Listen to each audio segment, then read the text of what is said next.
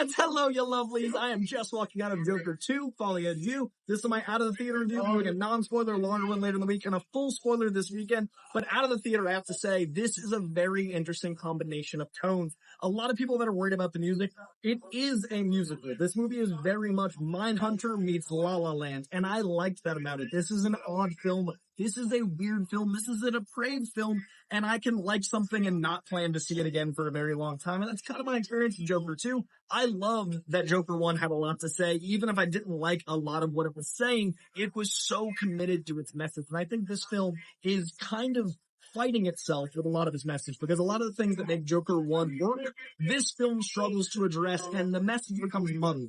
Gonna address all of that in my longer form spoiler review, but in the meantime, know that this film is full of song, and I think a lot of the song does make for the excitement of a movie of this scale. And I think the first film, Todd Phillips wanted to make something that was very Scorsese, very Taxi Driver, very much the films he loved from the 70s, and he couldn't have gotten that made without the Joker branding. And the Joker is very much an archetype character. This is very much an Elseworld. It's very loose Joker.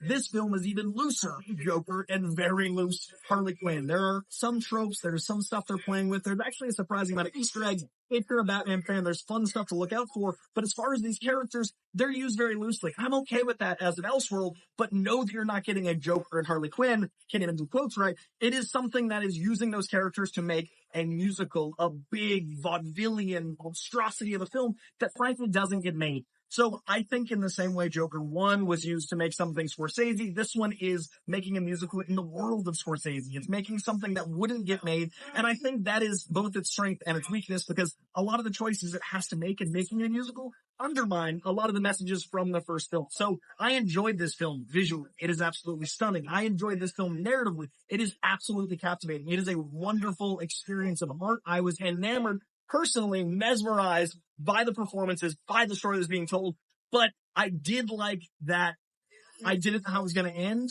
I love that it kept me on a chase, but by the time it ended, I felt like the messages it was trying to say were kind of conflicting each other. So I definitely like the first one a bit more. I definitely think this one is worth seeing. I definitely think it's a good movie, but keep all that in mind as you go into it. It is a musical. It is using these characters lightly, and it is stunning. It is a piece of film. It is stunning. See it in IMAX. See it big. Experience it. But know what you're getting into. I do recommend it. See it for yourself, because describing it is madness. I'll be back later on for a non-spoiler review within a couple days and a full spoiler this weekend. Stay tuned. Much appreciation. Hit that subscribe. I want to hit the 36K for my 36th birthday. Let's do it. Also hit a like. Leave a comment. Let me know if you're still excited, even though it's a musical, even though they said it wasn't.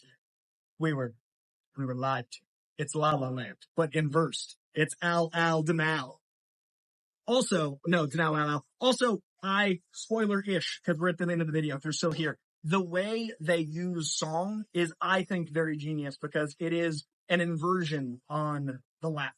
So in the first one, the laugh is uncontrollable and it's wild. I like that the song is almost self-soothing. It's like a pacifier. He's very childlike. It's all of that. So the use of song is both his escape, but also a nourishment for him. But instead of in La La Land, where it's for joy and love, it is for depravity, love, and sadness, and horrors, and brokenness. So those things worked for me narratively. I didn't want to know how he used music in the film, and now I've revealed that to you, and I warned you a bit, but I'm going to do a full deep dive into what that means, into the wonders of Arkham, into the Easter egg and all that stuff. Stay tuned right here. Hit subscribe. I appreciate you. See you soon. Bye.